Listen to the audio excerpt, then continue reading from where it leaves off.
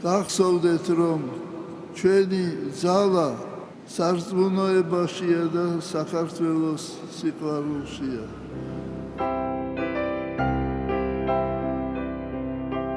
წმინდაო ღმერთო, წმინდაო ძლიერო, წმინდაო უგდაო, შეგვიწყალე ჩვენ.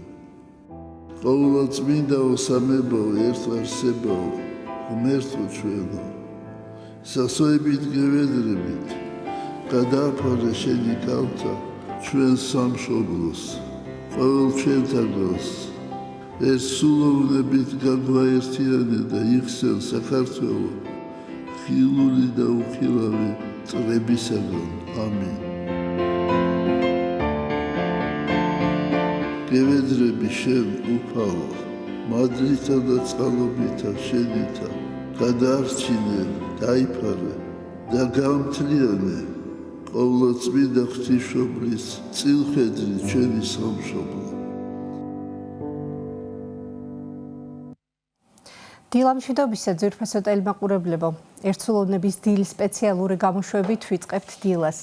დღეს 40 დღე გავიდა ჩვენი ეპოქალური პატრიარქის გარდაცვალებიდან. სწორედ ამ დღეს მიეძღვნება ჩვენი დღევანდელი გადაცემა და ყველა ინტერვიუს, რასაც ეთერში ვნახავთ, ეძღვნება სწორედ სრულიად საქართველოს კათოლიკოს პატრიარქის 8 წელს ერთსა და ეკლესიის წინაშე. დღეს სიონის საპატრიარქო ტაძარში აღევლინება წირვა, რომელიც 10 საათზე დაიწყება. ღვთისმსახურებას საპატრიარქო ტახტის მოსაყდრე, სენაკისა და ჩხოროწყუს მიტროპოლიტი შიო წმინდა სინოდის წევრებთან ერთად აღავლეს. წირვის შემდეგ კი აღესრულება კათოლიკოს პატრიარქის სულის მოსახსენებელი პანაშვიდი, რომელსაც პირდაპირ ეთერში შემოგთავაზებთ. ახლა კი რაც შეეხება დილის გადაცემას, შემოგთავაზებთ ქალბატონ ციცინო ჟვანიას ინტერვიუს, რომელიც იხსენებს კათოლიკოს პატრიარქის ცხუმაფხაზეთში მოღვაწეობის წლებსა და ბევრ საინტერესო და მაყურებლებისთვის ნაკლებად ცნობილ ამბებს.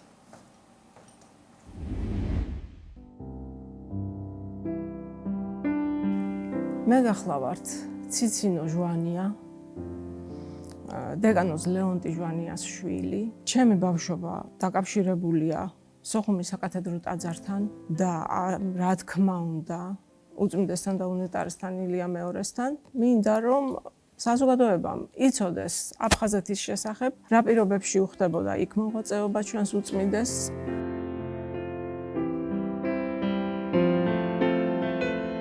მეუფე ილიას ჩამობძანებას სოხუმში რადიკალური ცვლილება მოყვა არა მარტო ეკლესიაში, არამედ მთელ მოსახლეობაში, ანუ აფხაზეთში მთლიანად.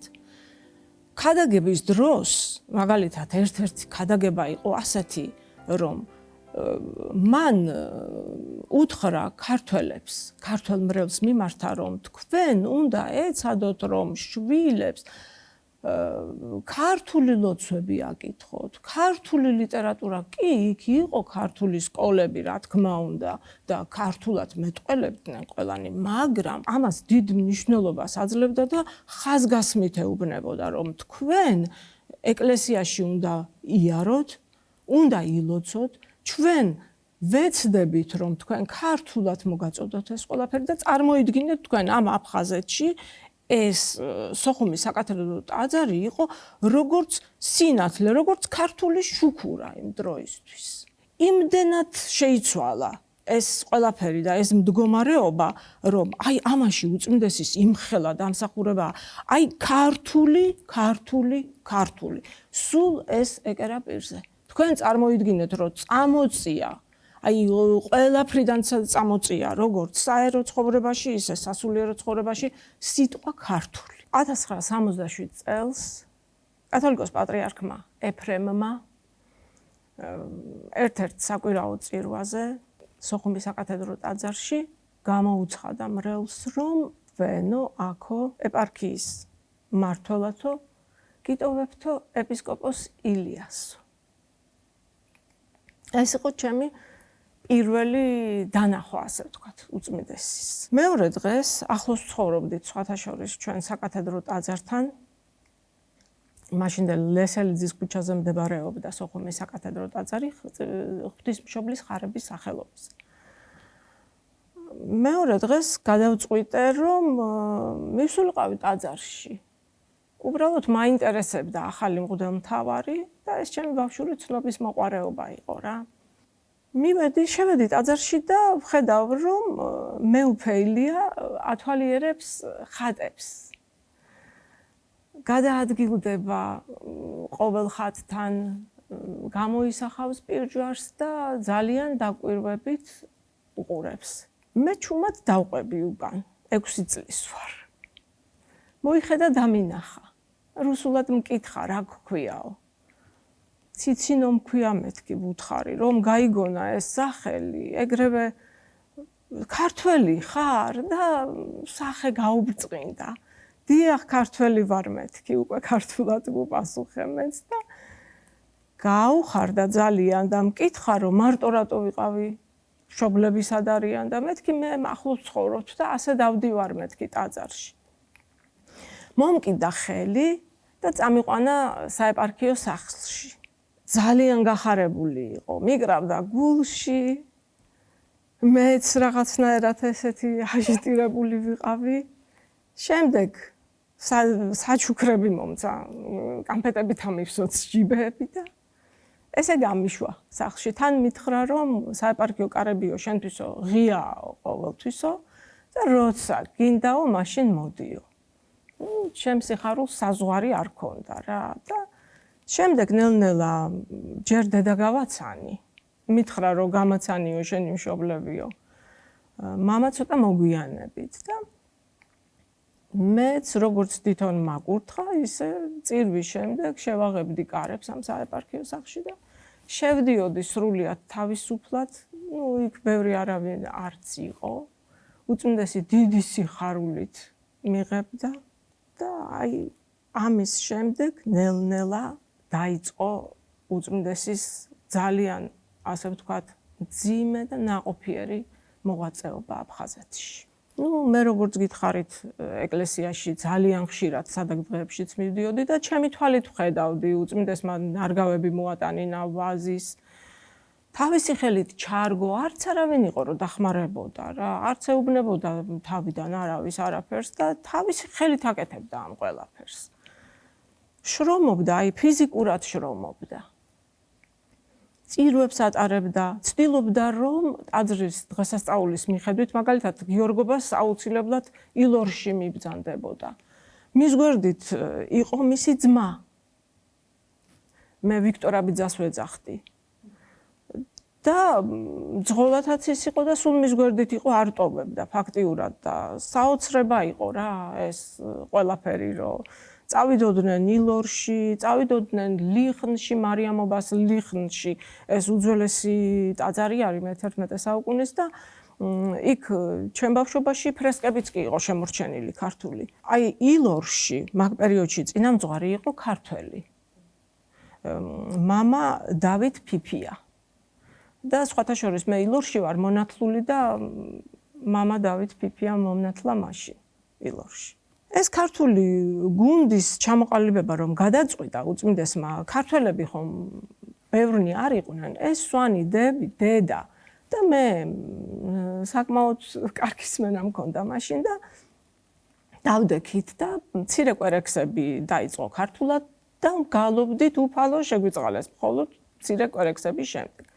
მამაო ჩვენო, ამას მე ვამბობდი ხოლმე მამაო ჩვენოს, ხმამაღლა რა თქმა უნდა და ამ პერიოდში მოხდა ესე რომ ეს წირვალოცვა გამჯდარი მქონდა უკვე ეს რუსულად და ვისწავლე სლავური ამბანი.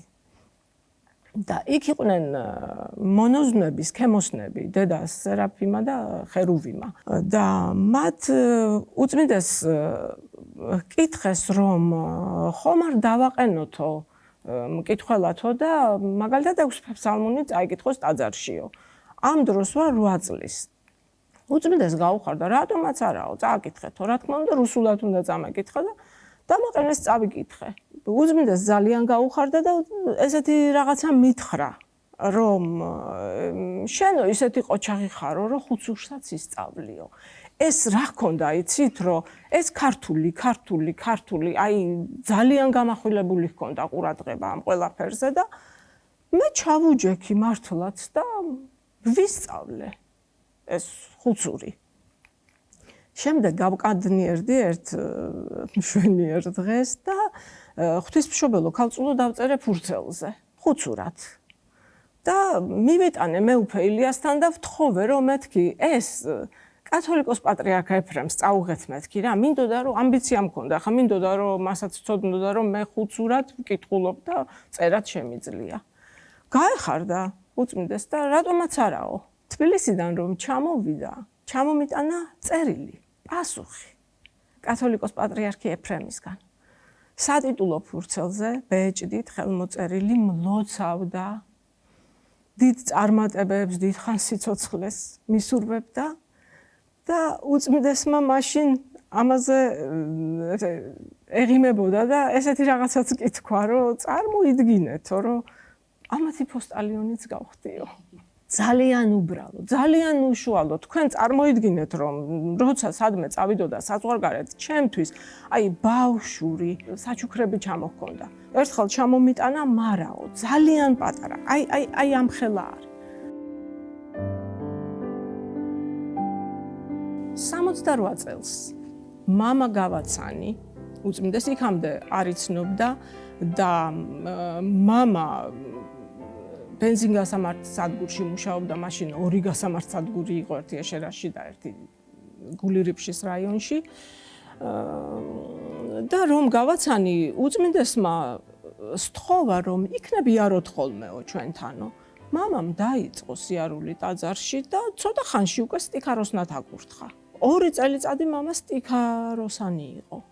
შემდეგ შესთავაზა რომ მოდი დიაკვნად გაკურთხებო და მამას უარი არ უთქვავს. და ასე დაიწყო მამასთან ურთიერთობა და იმდენად ენდობოდა რომ უკვე 2 წელიწადში მღვდლა დაკურთხა. ჯერ პრაქტიკა გაიარა იქ ტაძარში, სოხუმის საკათედრო ტაძარში და შემდეგ განაწესა ილორის წმინდა გიორგის ეკლესიაში. სოხუმში გავარდა ესეთი ხმა, რომ თბილისიდანო გადმოიყვანესო ახალგაზრდა მღვდელიო. ანუ უწმინდესი ასე აღვიქვეს და ნელ-ნელა დაიწყეს სიარული ქართველებმა ტაძარში და ერთხელ რომ მოვიდნენ და ორჯერ უწმინდეს ისეთი აურა ჰქონდა რომ დაიწყო ამ ხალხმა ტაძარში სიარული. ნელ-ნელა შეივსო ეს ქართული გუნდი, სასულიერო სემინარია დამკვიდრებული სტუდენტები რომ ჩამოდიოდნენ, აკურთხებდა იქვე, რამდენიმეს კურთხევა იქ მოხდა. და უკვე ქართული კვერექსები, უკვე დიდი კვერექსებიც, უკვე იქ სახარების წაკითხვა დაიწყო ორენაზე. ერთი ბერძენი დიაკონი იყო კიდე მოხუცი იქა და ის ბერძნულად ამბობდა ამ კვერექსებს და მოკლედ ეს წირვა, ლოცვა უკვე გახდა შერეული. თავიდან კი იყო პროტესტი რუსებისგან, მაგრამ შემდეგ უკვე მიეჩვივნენ ისინიც და არაფერს აღარ ამბობდნენ. ასევე ურთიერთობა ჰქონდა მთავრობასთან. ეძახდა მათ სადღესასწაულო ტრაპეზებზე, სხვათა შორის უარს არ ამბობდნენ და მოდიოდნენ და ნელ-ნელა ყველას უახლოვდებოდა უწმინდესი. ყველაფერს აკეთებდა, რომ აი ყველას გასწვდომოდა, ასე ვთქვათ, ეს მისი სიკეთე, სიყვარული ყველასთვის ეჩვენებინა. არ არჩევდა არავის, ყველას ეფერებოდა. ძალიან დიდი შრომა გაწია, ძალიან დიდი შრომა გაწია. ქადაგებები ორ ენაზე არ ეზარებოდა. რუსებისთვისაც იყო ეს ქადაგება და ქართულადაც იყო ქართველებისთვის და აივსო ტაძარი ქართველებით. ნელ-ნელა აი დღესასწაულებზე ბოლოს ისე იყო ხოლმე რომ ტაძრის ეზოში ტევა არ იყო. ყველას უყვარდა, როგორც თვითონ გასცა ეს სიყვარული, ასევე მიიღო იქედან ეს სიყვარული. არადა ძალიან მძიმე პერიოდი იყო, ძალიან. თქვენ წარმოიდგინეთ, რომ ქველმოქმედების გაკეთებაც კი, აი მამაჩემმა მაგალითად ერთხელ ასეთი მაგალითი იყო, რომ ქველმოქმედება გასწია, დაეხმარა რუსეთიდან ჩამოსულ კაცს, რომელსაც მცირეწლოვანი შვილი ყავდა, ერთი თოთო ბავშვი და ცოლი, არც სახლი ჰქონდათ, არც არაფერი, შიმშილობდნენ. ფაქტიურად მივიდა მამასთან, სთხოვა დახმარება და მამა დაეხმარა. ცოტა ხანში მოვიდა რელიგიის საქმეთან მწმუნებულიდან წერილი, რომ მამას უნდა დაეწერა ახსნა განმარტება იმის შესახებ, რატომ გაიგო ის 50 მანეთი.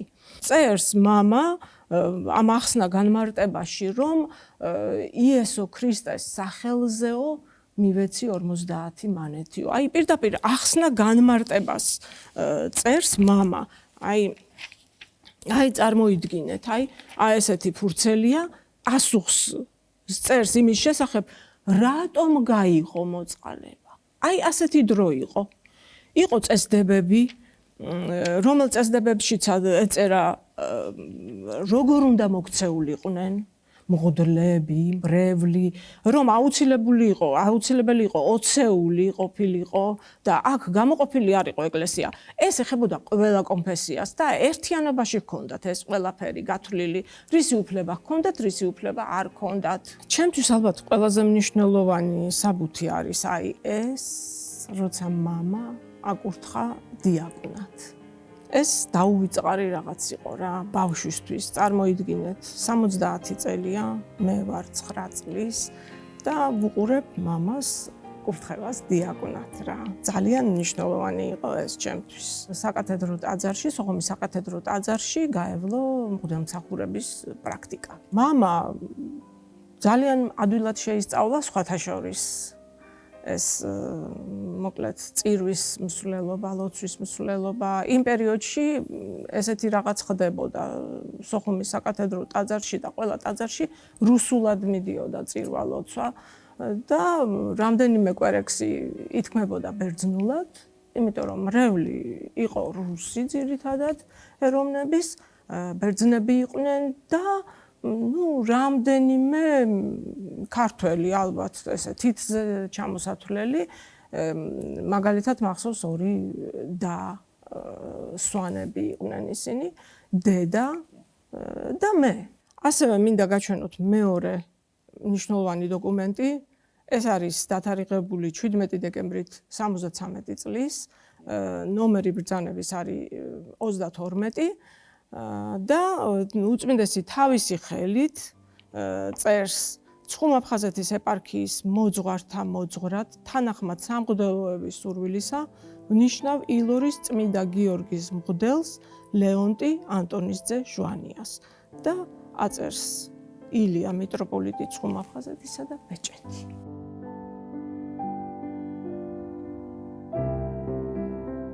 მინდა გაჩვენოთ ის ცნობილი ვიდეო, სადაც უწმინდესი მამასთან არის მისული, მოინახულა მამა ჩემი. ეს ვიდეო ჩემთვის ძალიან მნიშვნელოვანია, ფაქტიურად ეს არის ჩემი 2 მამა. მამა ინახულა ბათუმში, სადაც მეუფე დიმიტრისთან იყო ბოლო 3 თვე.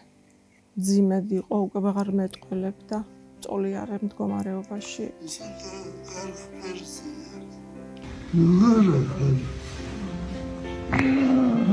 კარგად არ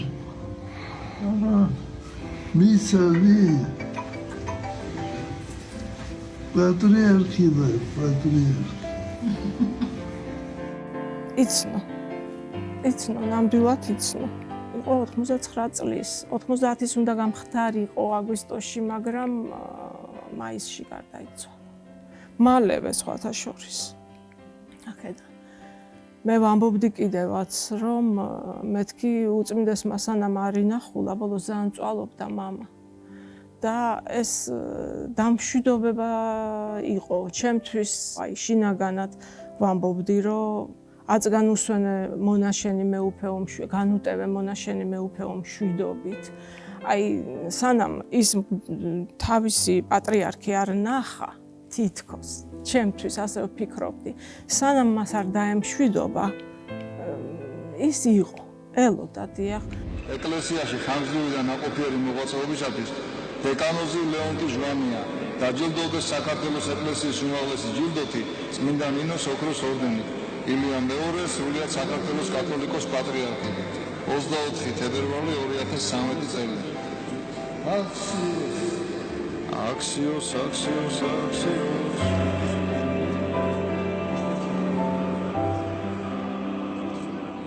სულ ყველაფერს აბსოლუტურად თავისი ხელით აკეთებდა და ამავე დროს სამღვდელოებას აძლევდა ლოცვა-კურთხევას, რომ წინასწარ მომზადებულიყვნენ თემებს მისცემდა ამ თემების მიხედვით თითო მოძღვარს 6 თვეში ერთხელ უნდა დაემუშავებინა ეს რამდენიმე თემა, მოიწევდა სხდომას მოძღვრებისას, ამ სხდომაზე მომხსენებელი მღვდელი წაიკითხავდა ამ დამუშავებულ საკითხებს, ეს რისთვის იყო?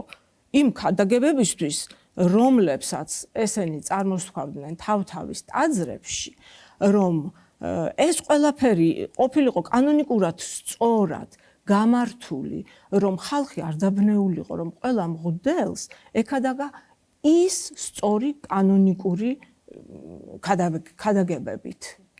ამას ძალიან დიდ ყურადღებას აქცევდა. აი რა არის ლოცვა, რა არის მარხვა, რა არის მორჩილება, მოთბინება, მოძღვრის გარეგნული შეხედულება, ჩაცმულობა, საკვებიც კი წარმოიდგინეთ, აი სახლში როგორი მდგომარეობა უნდა ყოფილიყო, შინ როგორი იქცევა მოძღვარი და თავის მრევლში. აი წარმოიდგინეთ ეს ყველაფერი, აი ასე ერთიანობა რომ ყოფილიყო, იმიტომ აკეთებდა ამას ყველაფერს.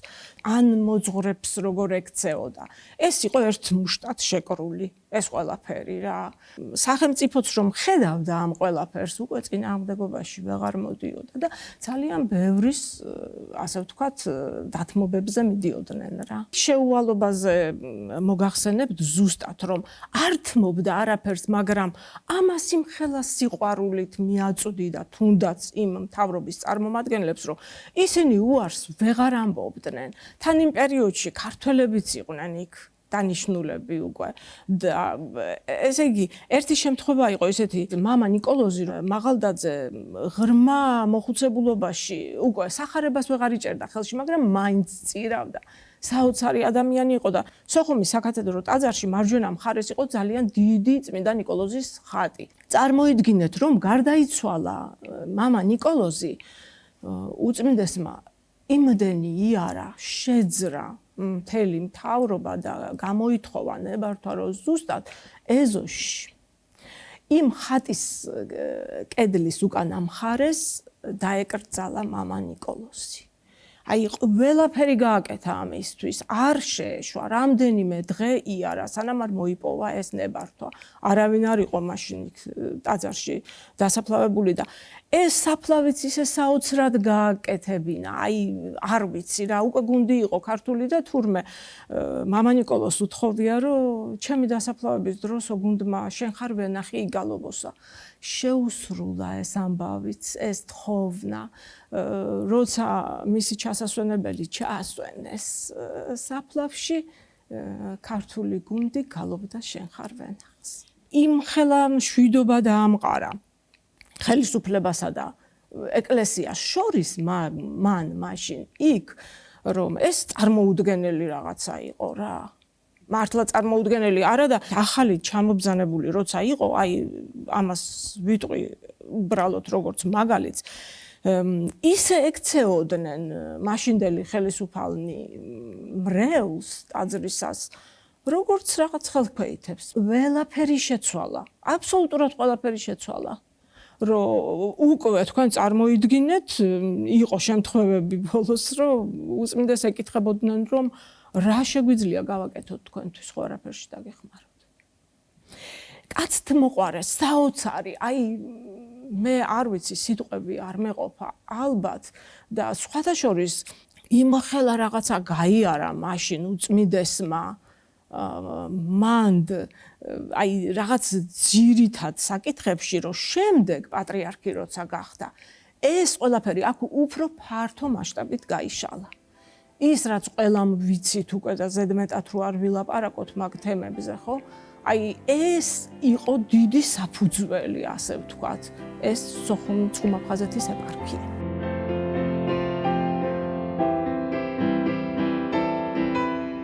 ჩემი პატრიარქი, ჩემი მეუფე ილია, ჩემთვის არის მთელი ჩემი ცხოვრება. იმიტომ რომ წარმოიდგინეთ, ჩემი ცხოვრების 59 წელი ამ ადამიანს ვუყური. ეს ჩვევებიც კი თუ კი რამე დადებითია ჩემში, ჩემი მშობლების და მისი დამსახურებაა. ძალიან დიდი როლი ითამაშა ჩემს შემდგომ განვითარებაში, მისმა ყურებამ, როგორ იქცეოდა, მისმა მიბაძვამ, ასე ვთქვათ, ბავშვი ხო იცით, როგორი მიბაძველი არის. ჩემი პატრიარქი იყო თბილი, მოსიყვარულე, მიმდობი, ის ყველას ენდობოდა. იყო შემთხვევები, რომ შემდეგ ეს მაგის ინდობა სამწუხაროდ ვერ გამართლდებოდა ხოლმე, მაგრამ მაინც ყველა ერთნაირად უყვარდა. ყველა მე შემსწრევარ იმისი, როგორ ლოცულობდა იმ ხალხზე, რომლებიც მის მიმართ არ იყვნენ კარგად განწყობილები. ჩემი პატრიარქი იყო საოცარი ადამიანი, ყველას მოსიყვარულე და რა ვიცი, აი ყველა უნდოდა რომ ღმერთთან მოსულიყო, ყველასთვის სიკეთე უნდოდა. არ უნდოდა რომ დაღუპულიყო ვინმე. გარშემო იმიტომ იკრებდა ამ ახალგაზრდებსაც თავის გარშემო იკრებდა. მას უნდოდა რომ ყველა გაერთიანებულიყო მის გარშემო და ყველას შეეცნო რა არის ღმერთი, რა არის სათნოება.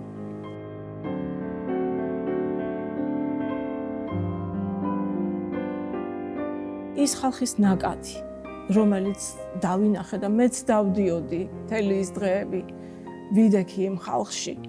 ეს მართლა სული შემძვრელი იყო, უწმიდესი სულ იმას ფიქრობდა, საქართველოს გაერთიანებას ცდილობდა და დავინახე მის გარშემო ეს საქართველო გაერთიანებული, ძალიან სული შემძვრელი იყო ეს კადრები, ეს ყველაფერი და იქ დგომაც, იცით, ეს რა იყო, ადამიანები უბრალოდ არ იღლებოდნენ, საათები არ ვიღლებოდით არავინ და საათები ვიდექით იქ. საოცრება იყო მთელი საქართველო. ერთ მუშტად იყო შეკრული. მან არავინ არავის არაფერს არ ეკითხებოდა ვინ იყო და რა იყო.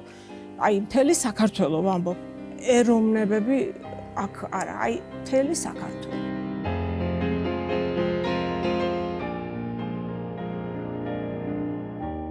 როცა დავინახე კადრში სოხუმიდან ჩამოტანილი მიწა, რა თქმა უნდა, ამიჩუყდა გული, ეს ჩემთვის ძალიან სული შემძვრელი რამე იყო, უწმდეს იმდენად უყვარდა სოხუმის ეპარქია. ის თვლიდა თავისად ამ ყველაფერს და ძალიან მნიშვნელოვანი იყო მისთვის ეს ყველაფერი და ეს თითქოს როგორი ის იყო, იცით, რომ თავისი მშობლიური მიწა მოუტანეს მას და ჩააყოლეს. და უწმიდეს ალბათ ეს მის სულს ძალიან გაუხარდებოდა. იმდენად მნიშვნელოვანი იყო მისთვის ცხუმაფხაზეთის ეპარქია. მთელი თავისი ენერგია მან იქ ჩადო, მთელი თავისი შრომა ჩადო იქ. საოცრება ხდებოდა, წარმოიდგინეთ, საეპარქიო სახლი არსებობდა, იქ სტუმრებს იღებდა, ამ საეკლესიო წესჩვეულებებს გადასცემდა ყველას. მოკლედ, ეს იყო მისთვის მშობლიური მიწა.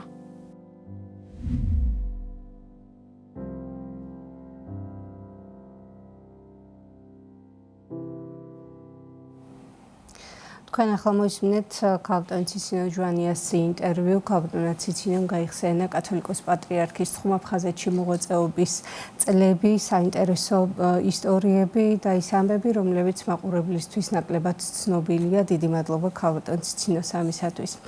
ასევე დღეს მოვისმენთ ინტერვიუს ისტორიის მეცნიერებათა დოქტორის პროფესორ სერგო ვარდოსანიძის, რომელიც ჩაწერილია ძველ საპატრიარქო რეზიდენციაში, სწორედ იმ ადგილას, საიდანაც დაიწყო სრულიად საქართველოს კათოლიკოს პატრიარქის მოღვაწეობა აღსაყდრების შემდეგ. როდესაც სრულიად საქართველოს კათოლიკოს პატრიარქის აღსაყდრება მოხდა, იმ პერიოდს ყველა იხსენებს, როგორც ახალ სიცოცხლეს, გამოღვიძებას საქართველოს მართლმადიდებელი ეკლესიის.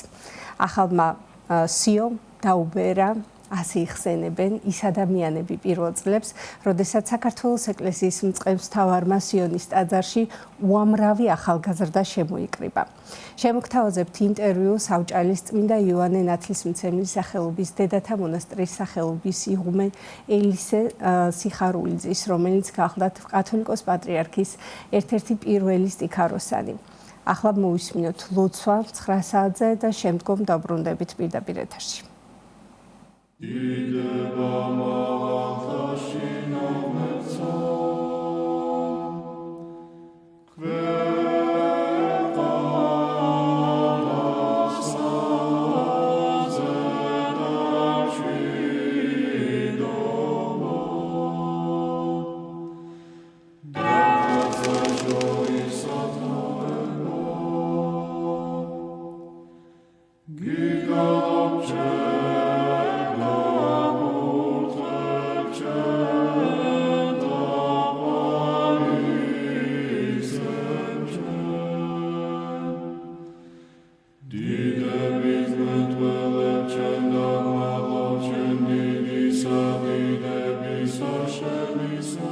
ამაო ჩვენო, რომელი ხარ ცათაშინა, წმინდა იყავ სახელი შენი, მოვედინ სუფევა შენი, იყავ ნება შენი, ვით არცა ცათაშინა, ეგრეცა ქვეყანასა ზედა, პური ჩვენი არსობისა, მომეც ჩვენ დღეს და მომიტევენ ჩვენ თანანადებნი ჩვენი, ვით არცა ჩვენ მიუტევებთ თანამდებთა მათ ჩვენთან, და ნუ შემიყანებ ჩვენ განსაცდელსა, არამედ მიხსნენ ჩვენ ბოროტისაგან, რამე თუ შენი არს სუფევა, ძალი და დიდება, მამისა, დაძისა და წმინდისა სულისა, აწდა მარადის და უკუნითი უკუნისამდე. ამინ.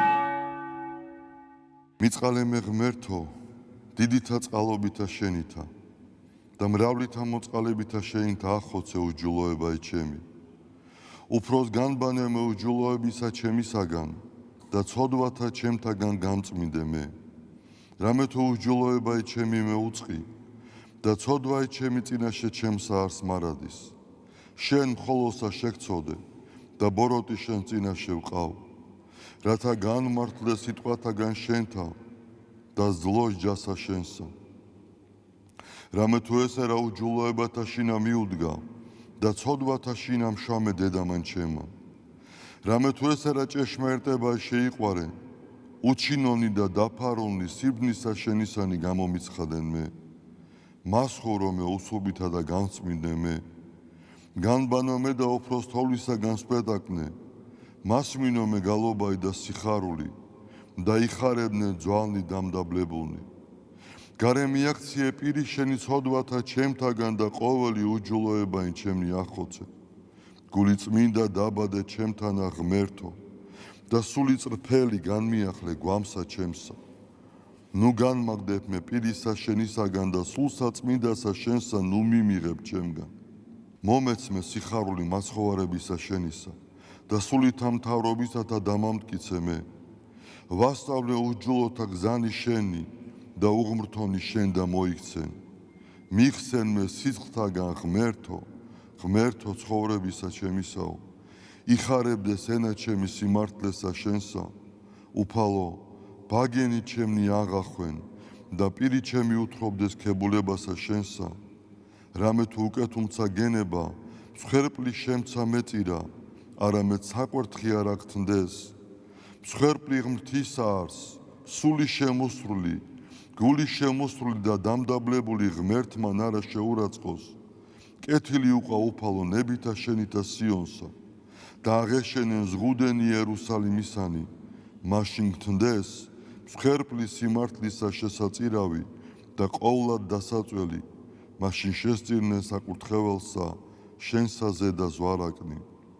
დიდება მამასა და ძესა და წმინდასა სულსა, აწდა მარადის და უკუნითი უკუნისამდე. ამინ.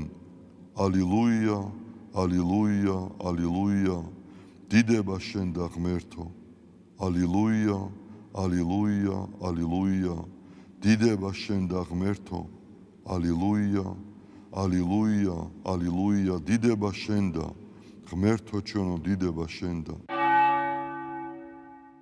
ღვთისმშობელო ქალწულო გიხაროდენ, მიმადლებულო მარიამ უფალი შენთანა, კურთხეულ ხარ შენ დედათა შორის და კურთხეულ არს ნაყოფი მუცლისა შენისა, რამე თუ მაცხოვარე გვიშევ სულთა ჩვენთა. უფალო დიდება შენ და გადაარჩინე და განთლიანე საქართველო. უფალო დიდება შენ და გადაარჩინე და განთლიანე საქართველო. უფალო დიდება შენ და გადაარჩინე და განთლიანე საქართველო. Amin.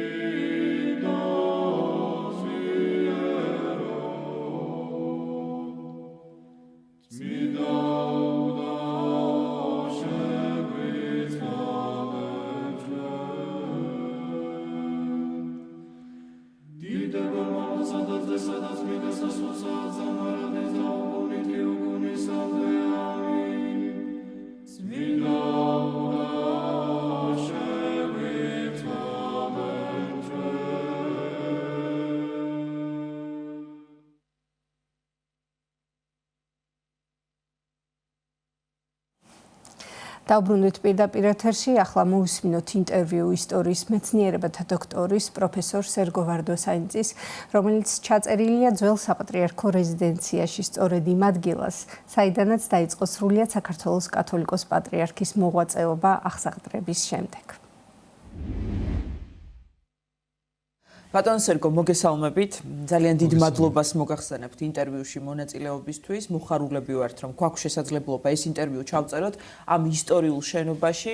მაყურებელს მინდა ვუთხრა, რომ ვიმყოფებით საპატრიარქოს ძველ რეზიდენციაში, იქ სადაც ცხოვრობდა და მოღვაწეობდა საქართველოს 5 პატრიარქი და მათ შორის უწმინდესი და უნეტარესი სრულიად საქართველოს კათოლიკოს პატრიარქი ილია მეორე აღსაყდრებიდან ვიდრე 1991 წლამდე.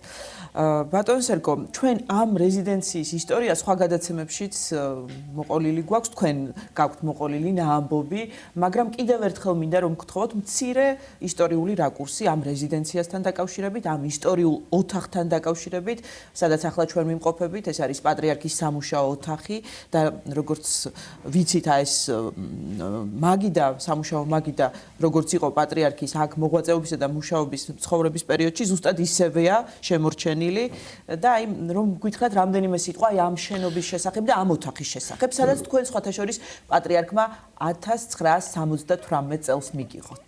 დიდი მადლობა. პირველ ყოვლისა დავიწყებ იმით, რომ საქართველოს კათოლიკოს პატრიარქების რეზიდენცია იყო ანჩისხატის ტაძრის ეზოში. უწმინდესი ანტონ მეორე იყო ბოლო პატრიარქი, რომელიც იმ რეზიდენციაში ცხოვრობდა. ხოლო მე-19 საუკუნეში, როდესაც ჩვენმა ეკლესიამ ავტოკეფალია დაკარგა, ეგზარქოსობის დროს აშენდა ის რეზიდენცია, რომელიც ამჟამად არის საპატრიარქო რეზიდენცია. და აქ იყვნენ მე-19 საუკუნის 30-იანი წლებიდან ეგზარქოსები ევგენი ბაჟონოვიდან დაწყებული პლატონ რაჟდენსტვენსკით დამთავრებული 1917 წლამდე. ავტოკეფალია, როდესაც აღდგა 1917 წლის 12 მარტს, ავტოკეფალიის აღდგენის შემდეგ მიტროპოლიტი ეგზარქოსი პლატონ რაჟდენსტვენსკი ჯერ კიდევ იყო იქ 1917 წლის აგვისტომდე. 1917 წლის აგვისტოში ის წავიდა რუსეთში, საეკლესიო კრება დაიწყო და ის რეზიდენცია დაიკავა საქართველოს ეკლესიის დროებითმა მმართველობამ მიტროპოლიტ ლეონიდეს თავმჯდომარეობით, ხელმძღვანელობით. ხოლო 1917 წლის 17 სექტემბერს, როდესაც ავტოკეფალია აღდგენილი ეკლესიის პირველი კათოლიკოს პატრიარქი, უწმინდესი და უნეტარესი კირიონ მეორე გახდა,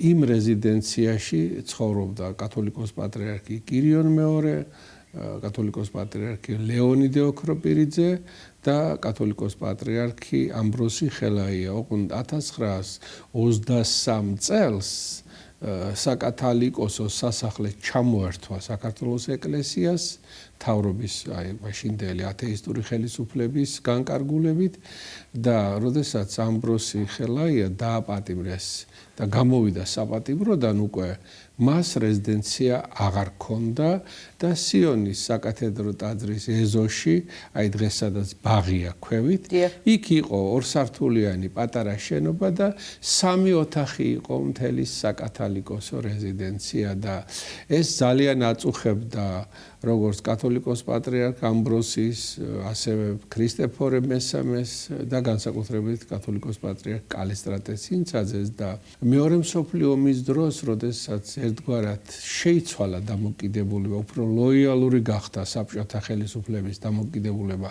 ეკლესიის მიმართ, ამან მისცა შესაძლებლობა კათოლიკოს პატრიარქ კალისტრატეს ეთხოვა ნებართვა საერო ხელისუფლებისათვის, რომ ამ ადგილზე აშენებულიყო აი ეს რეზიდენცია, საკათალიკოსო რეზიდენცია და ეს აშენდა 1951 წლის დეკემბერში დასრულდა და კათოლიკოს პატრიარქი უწმინდესი კალისტრატე გადმოვიდა იქიდან აქეთ, სულ რაღაც 2 თვე, 3 თებერვალს იგი გარდაიცვალა 52 წელს და შემდეგი პატრიარქები უწმინდესი მელქიზედეკ მესამე ფხალაძე, უწმინდესი ეფრემ მეორე სიდამონიძე, უწმინდესი დავით მეხუთე დევდარიანი, აი აქ იყვნენ და ეს ოთახი უშუალოდ იყო კარის ეკლესია და 1977 წლის 9 ნოემბერს, როცა პირველი სინოდის ხდომა ჩატარდა, რომელსაც უნდა გადაეწყვიტა განსვენებული კათოლიკოს პატრიარქ დავით მეხუთის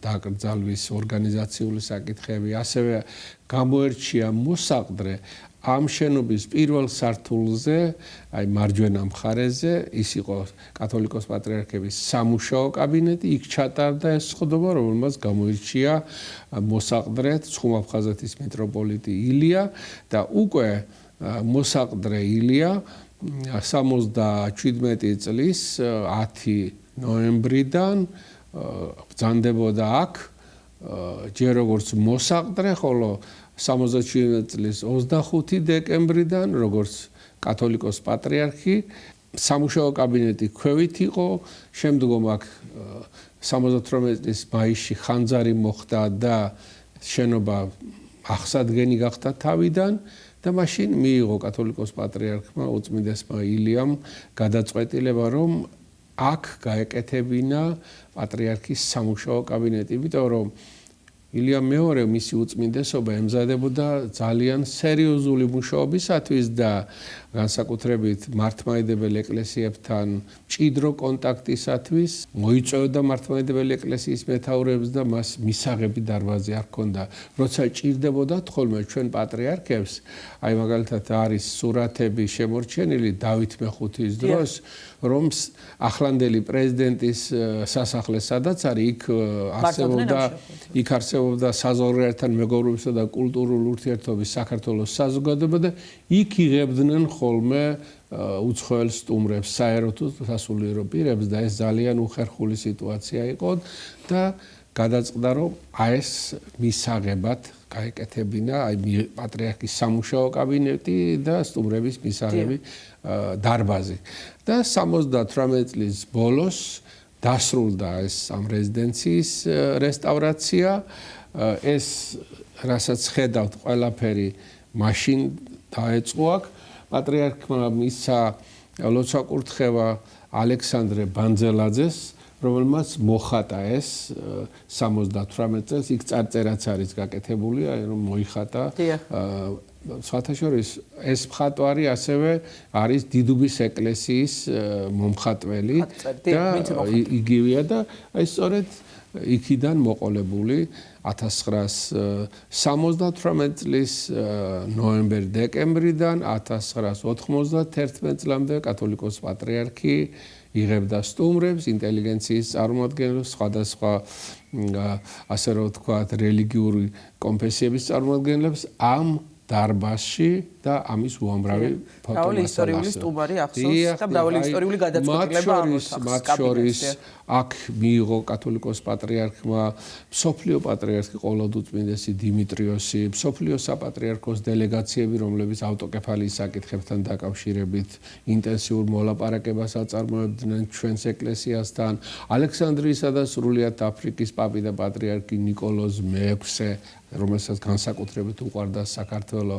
ანტიოქიის პატრიარქი ეგნატიოსი, ხოლო იერუსალიმის პატრიარქი დიოდოროსი და ასე ყველა მართლმადიდებელი ეკლესიების ხელმძღვანელი 91 წლამდე თითქმის ყველანი ჩამობრძანდნენ ოფიციალური ვიზიტით საქართველოში და ეს მიღებები ხდებოდა აი აქ ამ დარბაზში. ეს არის ისტორიული დარბაზი და მე მახსოვს ერთხელ, როცა შემდეგ რესტავრაცია ჩატარდა კიდევ და მისი უწმინდესობა მობრძანდა აქ სწორედ მისი ლოცვა-კურთხევით იყო რომ უწმინდესი კალისტრატეს სურათი აი აქ დაკიდეს როგორც ამ შენობის ასე რომ ვთქვათ შემქმნელისა და დამგეგმავი და სწორედ ეს იყო და მაშინ ბრძანა რომ აი ეს ადგილი არ არის ჩვეულებრივი ადგილი, აქ ძალიან ბევრი მნიშვნელოვანი გადაწყვეტილებები იქნა მიღებული. ბატონო სერგო, თქვენ ბრძანდებით ცოცხალი მემატიანე საქართველოს ეკლესიის უახლესი ისტორიის ასევე პატრიარქის ცხოვრების მოღვაწეობის და მისთვის არაერთი წიგნი გაქვთ მიძღვნილი და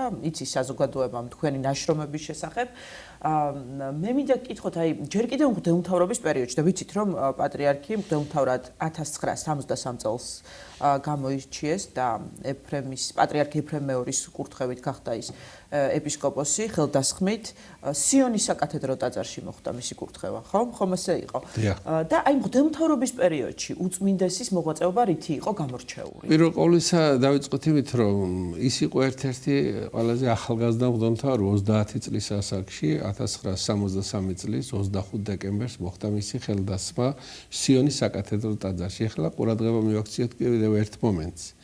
სამწუხაროდ იმ პერიოდში სვეტი ცხოველს სახელმწიფო არ უთმობდა ეკლესიას. ერთადერთი გამონაკლისს უშვებდა, რომ კათოლიკოს პატრიარქების კურთხევა ხდებოდა სვეტი ცხოველში. თვით მირონიც კი მე-20 საუკუნეში 1918, 1920, 1947, 1963 წლებში ყველა თბილისში პირველად ანჩისხატში, დანარჩენი სიონში მომზადდა. კათოლიკოს პატრიარქი ილიამ მეორე გახლავთ ის პიროვნება, რომელმაც დააბრუნა ისტორიული ტრადიცია მღვდელმთავრების სვეტიცხოველში კურთხევისა 78 წლის მარტიდან დაიწყო ეს პროცესი, როცა უკვე მღვდელმთავრებს აკურთხებდნენ სვეტიცხოველში, პირველი სამი მღვდელმთავარი სიონში აკურთხეს და დანარჩენები მერე სვეტიცხოველში და მირონის მომზადებაც აი პირველად 1980 წელს მოხდა სვეტიცხოვლის საკათედრო ტაძარში. ახლა რაც შეეხება მისი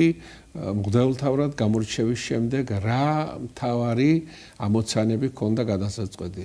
მას მაშინვე ჩააბარეს ახლად გახსნილი მცხეთის სამუძღვრო კურსები, იგივე მომავალში უკვე მცხეთის სასულიერო სემინარია 2 წელიწადში გახდა მცხეთის სასულიერო სემინარია. ახლა წარმოედგინეთ თქვენ, რომ 1917 წლის შემდეგ ჩვენთან სასულიერო სასწავლებელი აღარ არსებობდა.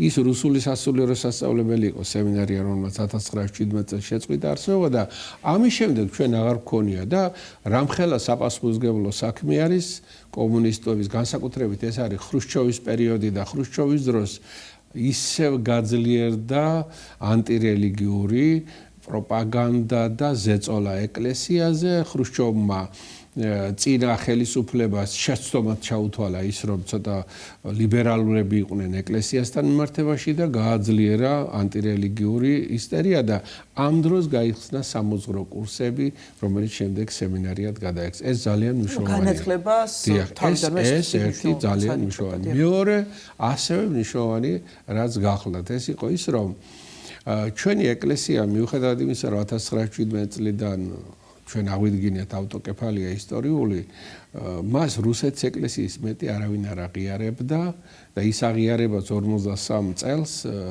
უშუალოდ მაშინდელი სამხედრო და პოლიტიკური ხელმძღვანელობის ჩარევით მოხდა, მას პოლიტიკური დატვირთვა ჰქონდა და უწმინდესი ეფრემის ლოცვა კურთხევით შეიქმნა საქართველოს ეკლესიაში საგარეო განყოფილება, რომელსაც სათავეში ჩაუდგა ახალგაზრდა მღვდელმთავარი ილია შიოლაშვილი, ეპისკოპოსი ილია ჯერჯერობით და პირველად როცა ის გავიდა, აი საბერძნეთში როდოსზე იყო რაღაც მართლმადიდებელ ეკლესიათა შეკრება და იქ როგორც ავტონომიური ეკლესია ასე მოიხსენიეს, ჩვენი ეკლესია მას მოჰყვა შემდეგ ძალიან უსიამოვნო გაგრძელება, პატრიარქმა მაშინდელმა ეპისკოპოსმა პროტესტი განაცხადა ამის გამო, როცა დაბრუნდა, მოახსენა მის შესახებ კათოლიკოს პატრიარქ ეფრემს და ეფრემმა კათოლიკოს პატრიარქმა დაავალა, რომ იმუშავე ავტოკეფალიის აღიარების საკითხზე და ეს ახალგაზრდა მღვდელმთავარი ახლა დადგა ასეთი ამოცანის წინაშე, რომ სასულიერო პირები ძველი თაობა თითქმის ყველა გარდაცვლილია და ახალ თაობაში არ არის სასულიერო უმაღლეს სასულიერო განათლების ხალხი, რომელთაც შეუძლიათ ამ თემებზე იმუშაოს. მას სჭირდება ინტელიგენციასთან, მეცნიერ ისტორიკოსებთან, ფილოლოგებთან, წყაროწოდნებთან კონტაქტი. ამის საშუალება ხელისუფლება არ აძლევს მეცნიერებს. ეკლესიისკენ ვერ გამოიხედავენ ისინი და რამდენად რთული ამოცანა ჰქონდა ახალგაზრდა მღვდელმთავარ, ჯერ შემოქმედელ ეპისკოპოსს, ხოლო შემდეგ უკვე 67 წლიდან ცხუმ-აფხაზეთის ეპისკოპოსს და 69 წლიდან უკვე ცხუმ-აფხაზეთის მიტროპოლიტ ილიას, რომ მეცნიერებთან, ქართველ მეცნიერებთან მისულიყო და დაერწმუნებინა ისინი, რამდენად მნიშვნელოვანი და აუცილებელი იყო მათი თანამშრომლობა საქართველოს ეკლესიასთან ისეთ მნიშვნელოვანი თემის მოგვარების საკითხში, როგორც იყო საქართველოს ეკლესიის ისტორიული ავტოკეფალიის აღიარება.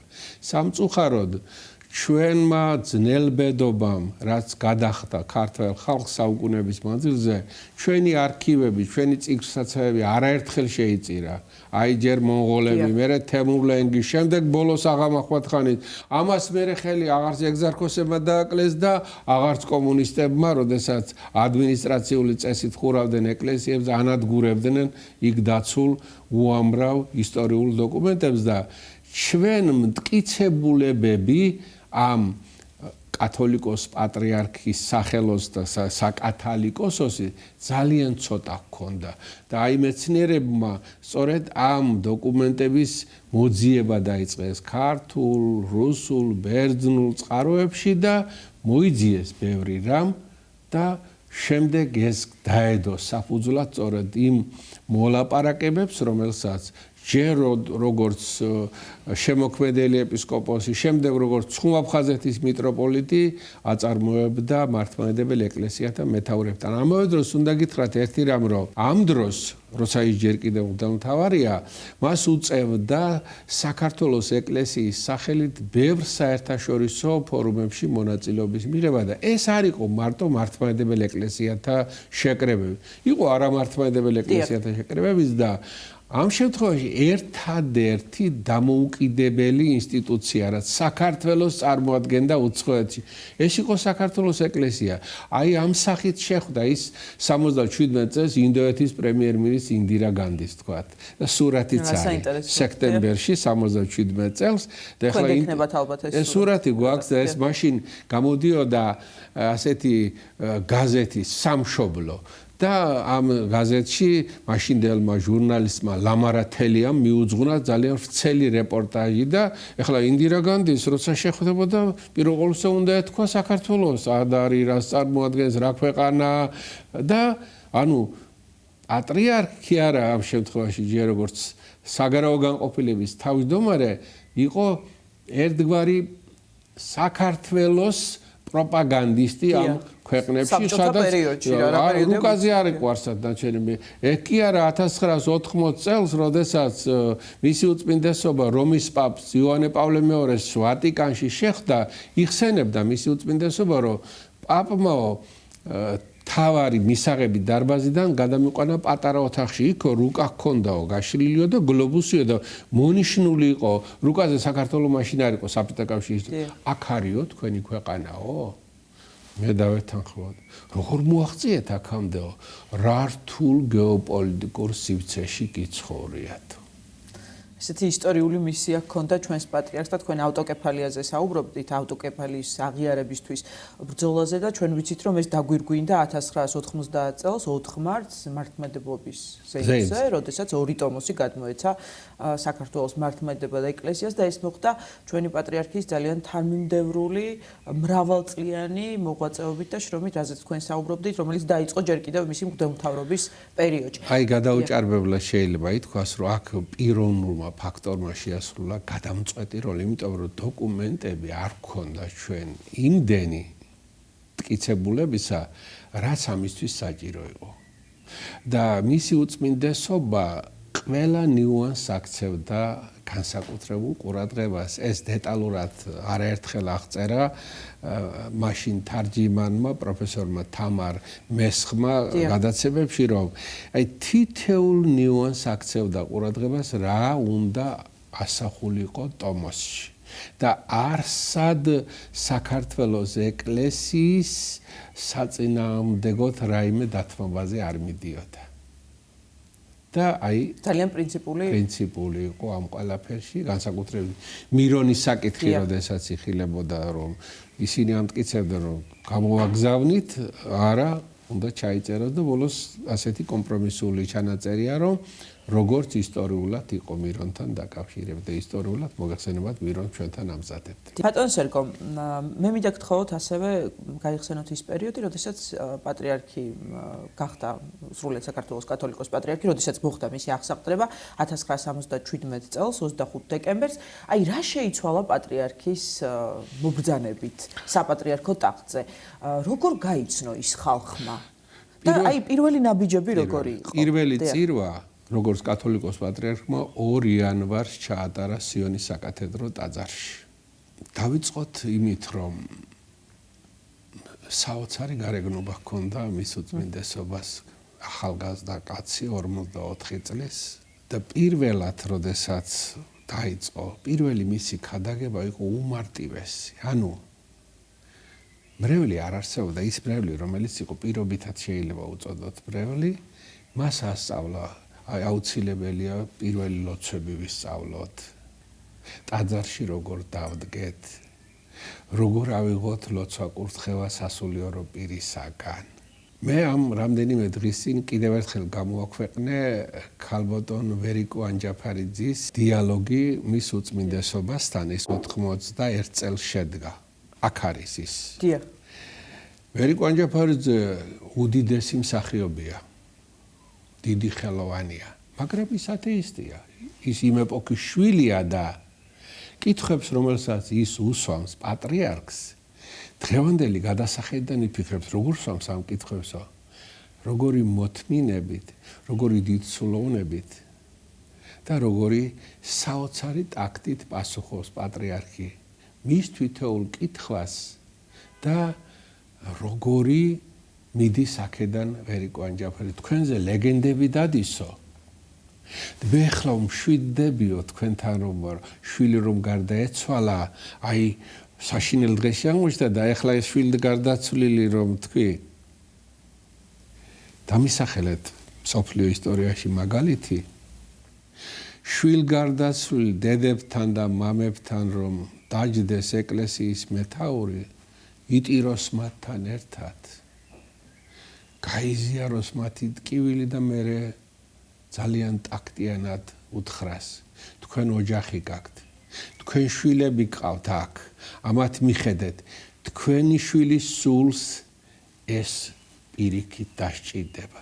თქვენი ასეთი ქმედება, რომ ყველაფერ ამ ქვეყნიურზე უარი თქვათ, ეს არ არის ქრისტიანობა. და შვილთ გარდაცვლილი დედები, მამები, რომელთათვისაც ჩამოქცეული იყო სამყარო, მოაბრუნა აქეთ. ეს მეორე მაგალითი და ეს ყველა. ახლა გავაგრძელოთ ასე. სიონში იყო შერეული გუნდი ერთი.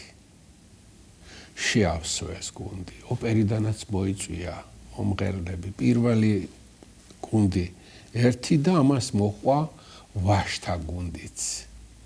ეს მოაწესრიგა. სტიქაროსნები. აი პირველად რომ ნახოთ თქვენ პატრიარქის აღსაყდრების დროს, არა ქართველები არიან, არ ყავდა ქართველი სტიქაროსნები. აი მამა ელისე გაიხსენა როგორ დაიწყო ეს ყველაფერი. ახალგაზრდები მოვიდა ეკლესიაში. ის ხელოვნური გაუცხოების კედელი, რაც საბჭოთა სისტემამ შექმნა, ნელ-ნელა დაარღვია. და ხალხთან მივიდა და ხალხიც მოვიდა ეკლესიაში. 4 ჯერ ხდებოდა ყოველ კვირაში პატრიარქი სიონში მრევლს. ორშაბათი, სამშაბათი, შაბათი და კვირა. მე მახსოვს ორშაბათი, ბავშვების დღე იყო. სამშაბათს ღვთისმშობლის პარაკლისი იყო. ხუთშაბათს ინტელიგენციას ხდება. ახლა რა შეეხება ინტელიგენციასთან შეხვედრას? დიახ. ხუთშაბათობები უწმინდეს კალისტრატეს ჰქონდაო. იხსენებდა პატრიარქი, უწმინდეს კალისტრატესთან მოდიოდნენ კორნელი კეკელიძე, შალვა ნუცუბიძე და სხვები. მაგრამ მაინც შეზღუდული იყო ის რაოდენობა. პატრიარქმა უწმინდესმა და უნეტარესმა ილია მეორემ ათონის მთის გუბერნატორი მოიწვია საქართველოში 79 წელს დოქტორი იოანე ცამისი. ცოტა ხანში ის აი ამ ვიზიტის ფარგლებში უნივერსიტეტს ესტუმრა. ანუ მიეცა საშუალება უნივერსიტეტში მისვლის. იქ შეხვდა ქართველ მეცნიერების აკადემიკოსი მარიამ ლორთქიფანიძე იყო მაშინ მასპინძელი. შემდეგ ათონიდან ხელნაწერების მიკროფილმები ჩამოაბრძანეს. აი აქ არის სურათი, როცა პატრიარქი გადასცემს ქართველ მეცნიერებს ამას. ეს პირველი ძალიან მნიშვნელოვანი ხიდია.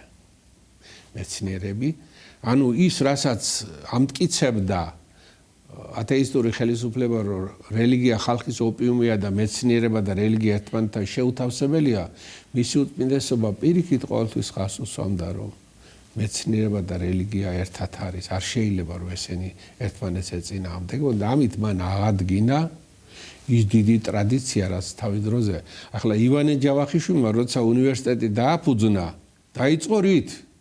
სამადლობელი პარაკლისი, რომელიც უწმინდესმა კირიონ მეორემ გადაიხადა და ის სანთელი, რომელიც იქ პროფესურამ და კირიონ მეორემ თავის მხლებლებთან ერთად დაანთეს უნივერსიტეტის ეკლესიაში, ეს იყო ცოდნისა და რწმენის ერთიანობის სანთელი.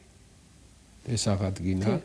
ცოდნისა და რწმენის ერთიანობაზე დაფუძნდა და სწორედ აი ამ საფუძველზე დაარსდა თბილისის სასულიერო აკადემია, რომელიც პატრიარქის ლოცვა-კურთხევით მისი დაფუძნებულია 1988 წელს, სწორედ აი ამას ნიშნავდა და მანდაც იცით იყვნენ სკეპტიკოსები მაშინ რომ კი მაგრამ კადრები არ აყავთ, როგორ დაარსებთ, როგორ გინდათ ხელისუფლება ამაზე დაობდა ერთხელ უწმინდესმა გაიხსენა რომ თურმე უთქვამთ ჩვენი პატრიარქიო რეალობას არის მოწყვეტილიო რა დროს აკადემიის გახსნაზეა საუბარიო მაგრამ გაიხსნა აკადემია და სხვა სიმაღლეზე ავიდა ეს სწორედ მისი დამსახურება ბატონ სერგო პატრიარქ ილია მეორეს ყველა 10 წლეულში ალბათ ყველა 5 წლეულში შესაძლებელია ქონდა სხვადასხვა გამოწვევა და საქართველოს მართლმადებელ ეკლესიას ჩვენს ქვეყანას რთული პერიოდი გამოვიარეთ 59 წელი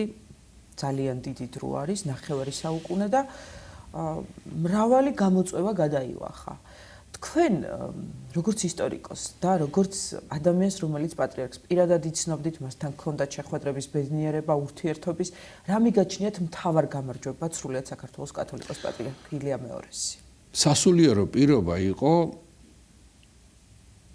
სალანძღავი და მიუღებელი ოჯახში როგორი განათლებული ოჯახის წარმოყოფილიყო თუ რომელიმე შვილი იტყოდა რომ ეს სემინარიაში უნდა წავიდე გლოვა გამოცხადდებოდა იმ ოჯახში სასულიერო პირობა მიუღებელი იყო თითქო უნდათ მღვდელი მიცვალებულის წესის ასაგებად ნათლობისათვის მაგრამ სასულიერო პირობა იყო მიუღებელი აი აიღეთ საბჭოთა ფილმები დადებითი პერსონაჟი სასულიერო პირი მაჩვენეთ თუ არ ჩავთვლით კონდრატე თათარაშვილის მამლუქს დიახ ეს რეალური იყო და პატრიარქმა ილია მეორემ სასულიერო პირობა პრესტიჟულ და ღირსების და ღირსეულ საქმედ ჩაუთვალა ადამიანებს და აი ხალხი ეკლესიისაკენ მოაბრუნა ამას მოწმობს სასულიერო დაცვის გამრავლებაც. ეს ერთი, მეორე. ეპარქიები ფაქტურად ქაღალდზე არსებობდა.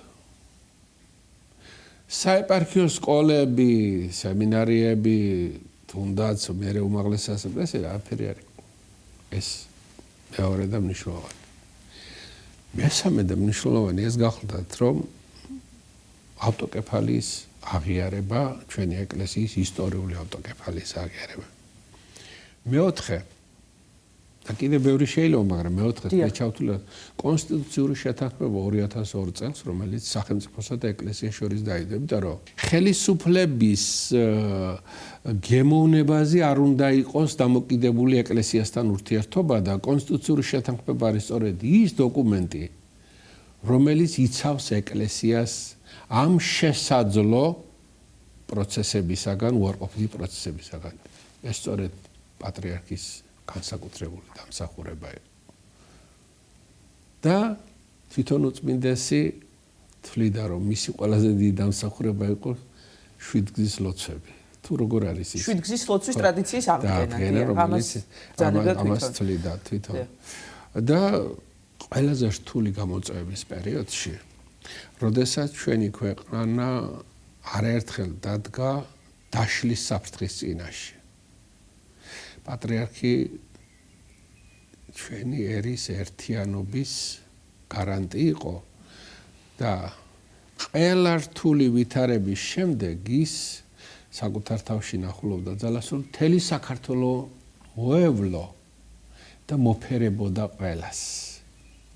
ჩაეკრა გულში და იმ ერთიანობის სიმბოლოდ დარჩენილიყო ბოლომდე და ეს აჩვენა თუნდაც 17-22 მარტის ამბებმაც. და აი სწორედ ამ დღეების შეფასებაც მინდა გთხოვოთ, თქვენ უძღვებოდით აი ტრანსლაციას კომენტარს აკეთებდით პროცესის, როდესაც პატრიარქის გადმოსვენება მოხდა, ჯერ როდესაც სამების საპატრიარქო ტაძარში იყო დასვენებული და შემდგომ როდესაც პროცესია გამოემართა სიონის საპატრიარქო ტაძრისკენ, განსაკუთრებით ამაღელვებელი იყო ის მომენტი, როდესაც დაცვის წევრები ემშვიდობებოდნენ პატრიარქს და თქვენც ამ დროს მაყურებელმა შეამჩნია რაღაცნაირად ემოცია მოგეძალათ და ბუნებრივი იყო.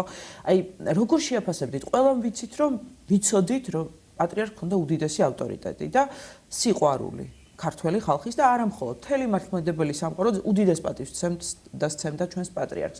მაგრამ ის რაც მოხდა ამ დღეებში ამბობენ რომ იყო მაინც მოულოდნელი ამდენი ხალხის გამოსვლა. თქვენ როგორ ფიქრობთ? იცით რა შეასაქმე? ჩვენ საერთოდ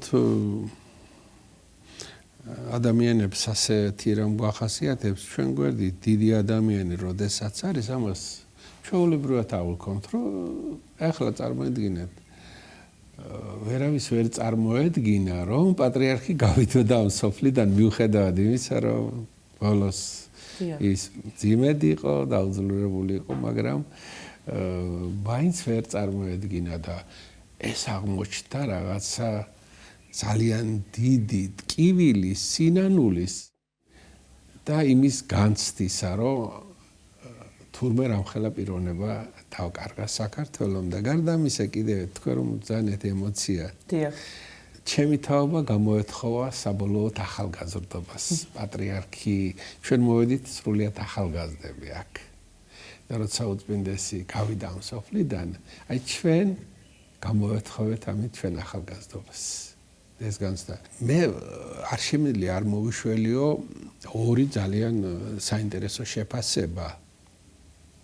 ერთი ის იყო ფრანცისკე რომის პაპი, რომელიც 2016 წელს იყო თუ არ ვცდები საქართველოში. მან სამივე სახელმწიფო მოიარა კავკასიაში, იყო სომხეთში, იყო აზერბაიჯანში და იყო საქართველოში და კითხეს ჟურნალისტებმა, როცა აზერბაიჯანიდან მიდიოდა, რომ თქვენო სამივე ქვეყანაში იყავითო და რას ყველაზე კარგი თქვა რა, მაგრამ რა შეიძლება საქართველოსო? მეო გამაოცაო და შემძრაო საქართველოს ეკლესიის საჭეტრობელმო. მე მასში ღვთისკაცი დავინახეო. ამას ამბობს 1,400,000,000-იანი მრევლის პატრონი, სულიერი წინამძღოლი. მართლა საოცარი ხო? საოცარი. ეს ერთი. მეორე. ასევე ჩემთვის იყო უკვე შეფასებაა ეს.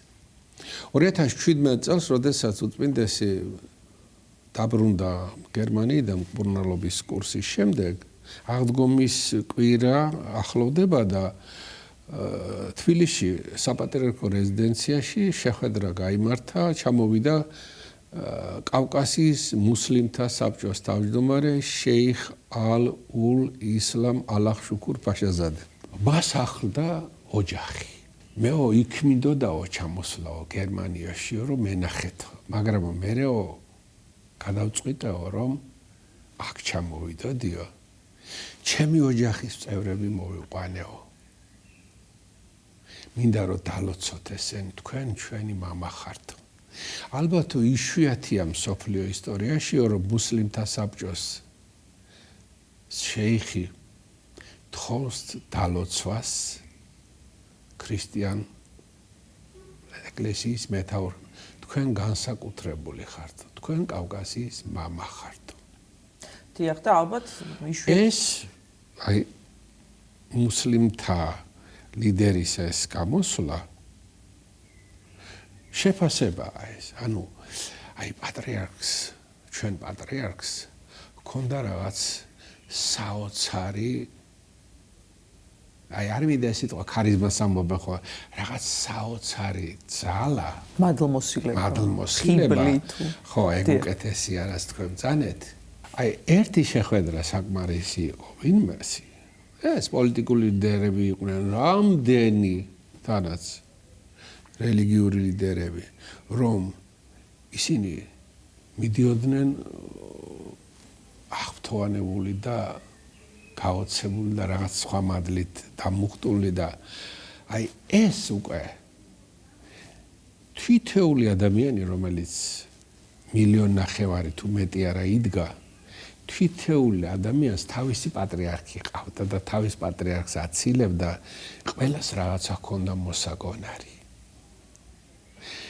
განსასწრელი ჟამს თალხენი ჟამს ის ყოველთვის ჩვენ გვერდით იყო ამის მაგალითები მეც ბევრი მაქვს და ნებისმიერმა შეიძლება გაიხსენოს ეს ყველას არ შეუძლია იმ სიმაღლეზე მყოფ ადამიანს ზოგჯერ ჭიანჭველასავითე ჩვენება დანარჩენი და პატრიარქისთვის ყველა იყო თანასწორი ღვთისმშობელი ადამიანი და ამან განაპირობა სწორედ ის რომ რაც გასცა 59 წლის მანძილზე ის დაიბრუნა მან დიახ და ამის დასტური როგორც თქვით იყო ის დღეები დიახ პატრიარქის გარდაცვალების და დაკრძალვის ძალიან დიდი მადლობა ბატონ სერგო თქვენი დროისთვის და ამ ინტერვიუსთვის აი ხართ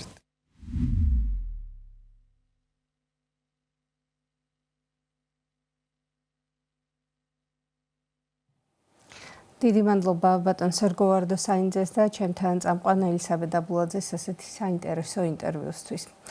როდესაც სრულიად საქართველოს კათოლიკოს პატრიარქის აღსაყდრება მოხდა, ამ პერიოდს ყველა იხსენებს როგორც ახალ სიცოცხლეს, გამოღვიძება საქართველოს მართლმადიდებელი ეკლესიისა. ახალმა სიონს დაუბერა. ასე იხსენებენ ის ადამიანები პირველ წლებს, როდესაც საქართველოს ეკლესიის მწყემსთავარმა სიონის ტაძარში უამრავი ახალგაზრდა შემოიკრიბა. შემოგთავაზებთ ინტერვიუ საუჭალის წმინდა იოანე ნათლისმცემლის სახელობის დედათა მონასტრის სახელობის იღუმენ ელისე სიხარულიძისას, რომელიც გახლდათ კათოლიკოს პატრიარქის ერთ-ერთი პირველი სტიქაროსანი.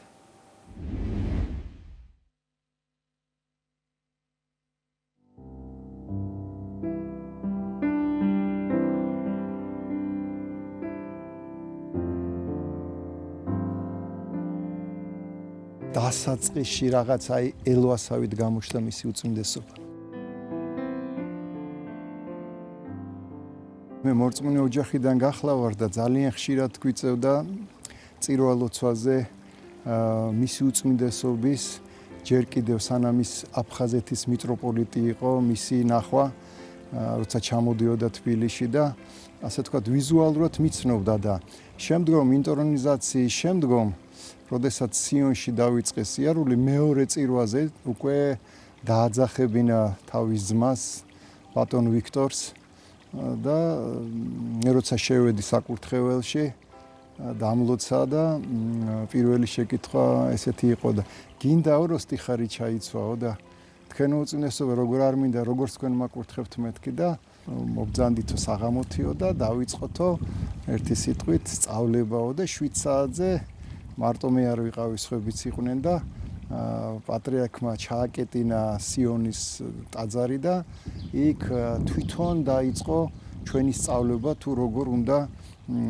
შევხვედრილიყავით მის უწმინდესობას აგვიხსნა რომ მანტია როგორ უნდა გქონოდა ხელზე აგვიხსნა თუ როგორ უნდა შეგვეკრა თავზე როგორ უნდა გადაგვეტარებინა ეს მანტია ისე რომ თავზე არ უნდა შევხებოდით მას მე მანტიას მე ვატარებდი ხოლმე და როგორ უნდა მეჭიროს რომ არ ძალიან ახლოს უნდა მივიდე არ ძალიან შორს სიარულის დროს რომ მარტო წინ უნდა ვიყუროთ დიკირტრიკირის მიცემის დროს რომ თანაბრად უნდა ვიმოძრაოთ ხელზე მთხვევით ანუ ეს ყველაფერი მისმა უწმინდესობამ აი პირველივე დღეებიდანვე გაასწავლა და მე შეიძლება ითქვას რომ მე ჩამაბარო რომ მე მესწავლებინა სხვებისთვის და ასე ვთქვათ მადლობა ღმერთს ყოველ კვირაზე უფრო და უფრო მეტი ხალხი მოდიოდა სიონში და მრავლდებოდნენ სტიხაროსნები, მრავლდებოდა მრევლი და პატრიარქის ერთი ქადაგება საკმარისი იყო რომ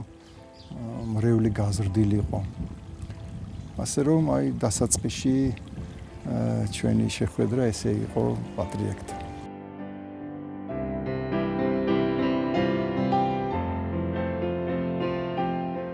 სიონის ტაძარი მახსოვს პატრიარქი ეფრემ მეორისაგან დავით მეხუთის დროსაც და მე მახსოვს რომ აი თითოეული ადამიანი ისიც მოხუცებული თუ დადიოდა მაგრამ იმის შემდგომ როდესაც მისი უწმინდესობა მობრძანდა საოცრად გაიზარდა მრევლი და ჩვენ ხედავთ რომ როგორ ტაძრები გაივსო აი ამ მრევლით მაგრამ ესე თავისით არ მომხდარა მისი უწმინდესობა გვასწავლიდა ჩვენ სტიხაროსნებს, დიაკვნებს, მამებს თუ როგორ უნდა გვეცხოვრა, როგორ უნდა გვემსახურა ღვთის წინაშე, თუ როგორი ასე ვთქვათ სასოება და მოწიწება უნდა ქონოდა მსახურების დროს სასულიერო პირს, ხო? ამის გარდა მრევლსაც ასწავლიდა ქადაგებიდან და მისი თავარი პრინციპი იყო რომ რაც შეიძლება გამრავლებულიყო იყო სამღვდელოება რადგანაც იმ პერიოდში იყო სულ რაღაც 70 მოქმედი ტაძარი და სადღაც 50 მოქმედი მღვდელმსახური წარმოვიდგინე ეს იყო რა ვიცი 6 თუ 7 მღვდელთავარი იყო და ეს არაფერი არ არის იმას შედარებით და პატრიარქი ყოველთვის ცდილობდა რომ რაც შეიძლება მალე და ბევრი სამღვდელოება ეკურთხებინა და ყოველ წირვაზე აკურთხებდა ერთ დიაკონს და ერთ მღვდელს. იმიტომ კანონიკით არ შეიძლება რომ ან ორი დიაკონი ან ორი მღვდელი რო ეკურთხოს. კვირაში მინიმუმ 2 სამღვდლო პირი გამოდიოდა და თავიდანვე არ უშვებდა სხვაგან, ჯერ თავისთან ყავდა ასწავლიდა, სანამ სხვაგან გაუშვებდა. და მერე უკვე, როდესაც დარწმუნდებოდა, რომ ესა თუ ის პიროვნება უკვე დამოუკიდებლად მრევლს მიხედავდა, მერე უშვებდა.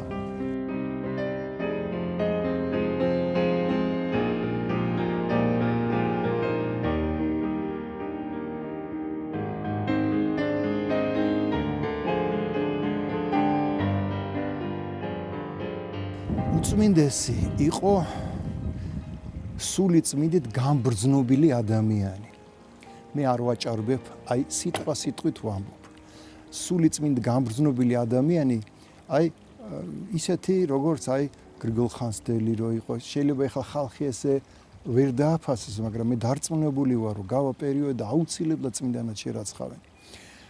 და ეს სული წმინდის გამბრძნობილობა ნიშნავდა იმას, რომ ის შინაგანად ხვდებოდა როგორი ადამიანი იყო მის წინ. მე ძალიან ხშირად ყოფილვარ მასთან, როდესაც მასთან მიდიოდნენ, თქვათ, თანამდებობის პირები, თქვათ, ან პროფესორ მასწავლებლები, ან აკადემიკოსები, ან პოეტები, ან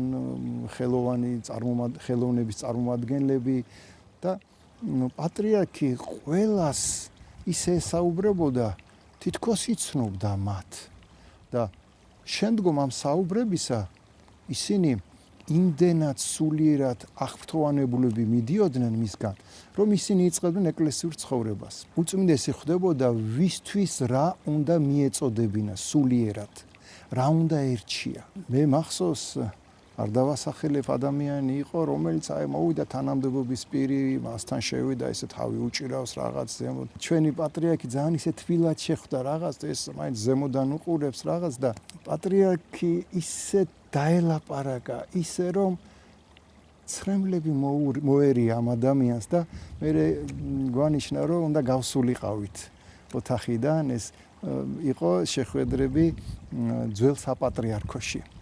ხო და დაელაპარაკა, ანუგეშა და აი სუ გაუქრო ის პატივმოყვარეობა, სუ გაუქრო ის რითაც ის თითქოს ამპარტავნებდა და ისეთი ბავშვივით გამოვიდა, ისე ხელზე ემთხვია, ისე წავიდა უწმინდეს. ადრე ბატონო ილია ესე შემოვიდა და მე რო წავიდა თქვენო უწმინდესო, აი ეს მოხდა რაღაც 9 საათის საუბარში. ყველა ხვდებოდა რაოდენ დიდი პიროვნება იყო ჩვენი უწმინდესობა. რით გამოირჩა სიკეთე. რომ აი ყველაფერი უნდა რომ გაეცა სხვისთვის. აი მე მაგალითად თუ კარგად მახსოვს 93 წელი იყო, გიორგობა იყო, წირვის შემდგომ ორი პანაღია და ეს ჯვარი ეკეთა. ეს ჯვარი მოიხსნა და დეკანოზად დამაჯილდოვა და თავის ხელით მაკურთხა. ასევე პატრიარქმა რო გასინჯა ჩვენ ნათლისმცემლის წყაროს წყალი, ისე მოეწონა რომ მაკურთხა რომ ყოველ დღე მოიტანე საპატრიარქოში და 2-5 ლიტრიანით მიმქონდა ყოველ 12 წელი ვზიდე და სადღაც 8 საათიდან 9-მდე უნდა მიმეტანა. ერთხელაც ახალი წელია მახსოვს, ახალი წელია და 31 ანუ პირველია და მივედი 8 საათზე მივედი და დამხვდა იქა. კაცო შენ არ გეძინაო და თქვენო წინესობა როგორ არ მეძინა მეთქი და აბა ახალ წელს არ შეხვდიო და კი მეთქი ხა ბახაბუხი იყო მე დავიძინე მეთქი და დოკი გამამიტანეო ისაო. ხო და გამოატანინა წმინდა გიორგის მინანქარი. ხო და მითხრა რომ შენ არ იფიქრო ეს რო პატარაო, რაც უფრო პატარაო მინანქარიო, ეს უფრო ძვირფასიაო. აი ეს მინანქარი და ესაო ატარესულაო. ხო და თავის ხელით მიკურთხა ეს წმინდა გიორგის მინანქრის ხატი და ასე ვთქვათ დამკიდა და აჩუქრები უწმინდესმა ისეთი იცოდა რომ დღესასწაული არ იყო რომ ვთქვათ სტიხაროსნებისთვის 50 მანეთიანები არ დაერგებინა. არ ვიცი რა, აი მოწყალების და სიკეთის განსახიერება იყო მისი უწმინდესობა. რაც უფრო მეტ სიკეთეს აკეთებდა მისი უწმინდესობა, თვითონ უფრო გახარებული იყო. როგორც ასეთი გაბრაზება არ იცოდა და გაბრაზებას თუ არ ჩავთვლით, აი ვთქვათ პირველი სტიხაროსნები, რომლებიც ვერ ჩერდებოდნენ 4-5 საათი, მაშინ დიდი წირვები იყო, დასაწყისში პატრიარქი რო წირავდა და იქ ლაპარაკობდნენ, მithomets ახალი სტიხაროსნები იყვნენ, ეს გიორგი ჭანტურია, მამუკა გიორგაძე, ეს ზურა ჭავჭავაძე, ეს ანუ ისეთი ადამიანები რომლებიც აი მოვიდნენ და ლაპარაკობდნენ წირვის დროს და ერთხელ უთხრა კაცო ჩუმად იყავით ჩუმად და ისინი ჩუმად გაჩერდნენ მე ისევ დაიწყეს და მე რო ნახა რომ კი ეწყინა კი გაბრაზდა მაგრამ მეუფე იოანე გამრეკელი რომელიც გურამი იყო იმას უთხრა წამოიწადიო ჩამოიტანეო ფსალმუნებიო და ფსალმუნები დაურიგა აი შენ პირველი კანონი წაკითხე შენ მეორე და ამით გააჩუმა ანუ ის გაბრაზება ამით დამთავრდა ანუ ის გაბრაზებას არ გამოხატავდა როგორც ასეთი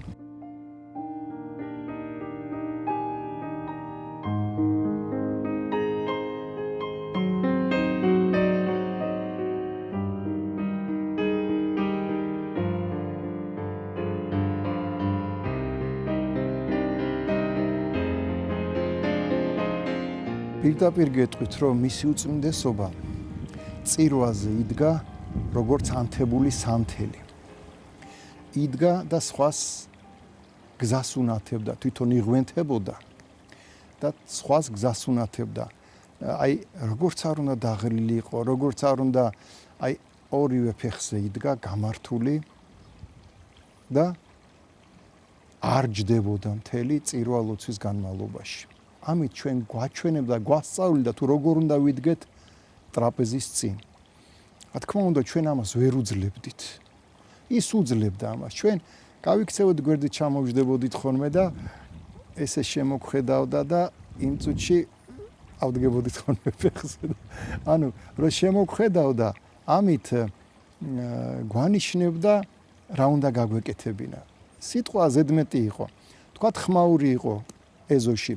ესე შემოგხედავდა და ჩვენ ვიცოდით რომ უნდა გავსულიყავით და უნდა დაგვეშოშმინებინა გვეთქვა რომ წირვა მიმდინარეობს ძალიან გთხოვთ ნუ ხმაურობთ მისი ერთი შემოხედვა ჩვენთვის იყო უკვე დავალების მოცემა და ჩვენ ამას კარგად ხვდებოდით იცით როგორი პიროვნება იყო მისი უწმინდესობა აი ამ ბარიერს არ ქმნიდა ის მხიარული იყო ის იყო მოსიყვარულე და საკმაოდ კარგი იუმორი ჰქონდა. ისეთი იუმორი ჰქონდა, რომ აი ერთ მაგალითს მოგიყვებით. ნუ მოხდა ისე რომ აი პატრიარქი უნდა შესულიყო, თქვა სამკვეთლოში და მე დამავიწყდა არწივის დაგება. და ვერ მოვასწრებდი რომ არ დამეგო. და სანამ გამოივლიდა მე არწივი ესე უცბად გაუშვი ესე არწივი არის ესეთი მრგვალი ნაქარგი და დატრიალდა ეს და დაждდა ზუსტად იმ ადგილას თავი ზუსტად იქეთ და ესე გამომხედა და მივიდა დადგა არწივზე სამკვეთლო აკმია და გავიდა. ხო და მე რაღაც ლაპარაკში რეზო არწივებს აფრენს აი ესე თქვა და მეც ახლა იმდენად ვიყავი მასთან სიყვარულით ისა თქვენ უწმენს არწივი იმისაა რომ უნდა იფრინოს მეთქი და გაიცინა და ანუ ეს კადნიერება მაპატიოს მისმა სულმა მისი სიყვარულიდან გამომდინარე მქონდა ეს იმდენად სითბოთი და სიყვარულით იყო ჩვენთან.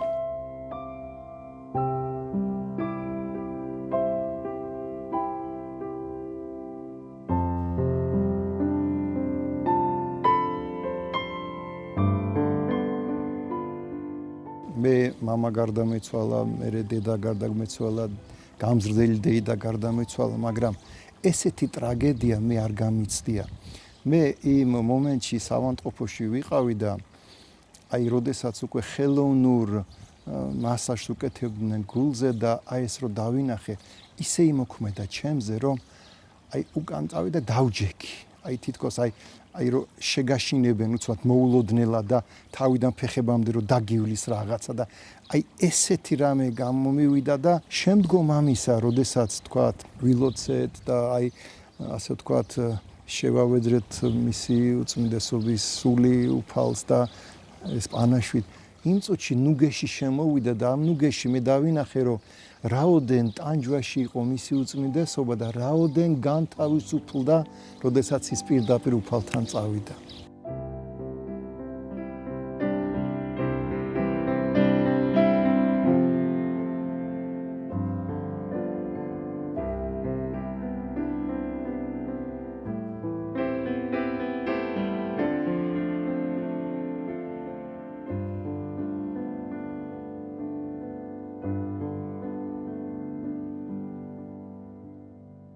აი ეს დიდი ტრაგედია, რომ ერი დაუბრუნდა. მაგრამ მეორეს მხრივ ეს არის ძალიან დიდი სასწაული ერის გამთლიანებისა. თქვენ ყველა ვნახეთ, რომ მილიონზე მეტი ადამიანი დღე და ღამე მოდიოდა მის საფლავზე. მე ყოველთვის გამთენიისას მივდიოდი, პანაშვიდს უკეთებდი, დედების წავიყვანე, გალობით ყველაფერი და არ წყდებოდა. ღამე მივიდოდი გვიან, გამთენიისას, არ წყდებოდა ნაკადი. ხალხი სულ მიდიოდა. ეს იმას ნიშნავს, რომ ხალხის უდიდესი სიყვარული ჰქონდა მას დამსახურებული და აი ნამდვილად მილიონზე მეტი ადამიანი მოვიდა, რომ მას გამომშვიდებოდა. ამით მე პირადად დამანახა თუ როგორ იქნებოდა მაცხოვარი. ის სრულად აი მაცხოვრის სწავლებით ცხოვრობდა. ბავშვთან ბავშვი იყო, დიდთან დიდი იყო. ესეთი რამე მე ჩემს ცხოვრებაში არ მახსოვს, ისტორიას არ ახსოვს. ნამდვილად დიდი პატრიარქი იყო და მე დარწმუნებული ვარ, რომ მისი უწმინდესობა აი იქიდან გაცილებით უფრო დაეხმარება ჩვენს ქვეყანას. ამინ. ვეტყოდი, რომ დიდი მადლობა თქვენო უწმინდესობა ყველაფრისთვის და ვეტყოდი, რომ მიყვარხარ თქვენო უწმინდესობა ძალიან.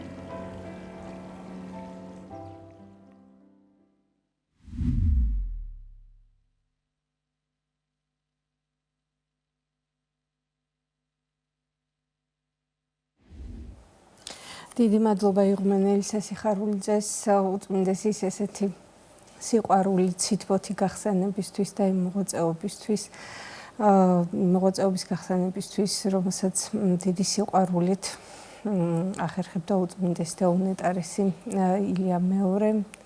პატრიარქო მიყვარხართ და ძალიან დიდი მადლობა ყველაფრისთვის. გადაცემის დასრულებისთანავე შეგახსენებთ, რომ დაიწყება პირდაპირ ეთერი, პირდაპირ ტრანსლაცია სიონის საპატრიარქო ტაძრიდან. დღევანდელი გადაცემა დასრულდა. გემშვიდობებით ყველას, კეთილი სურვილებით ორ შაბათამდე.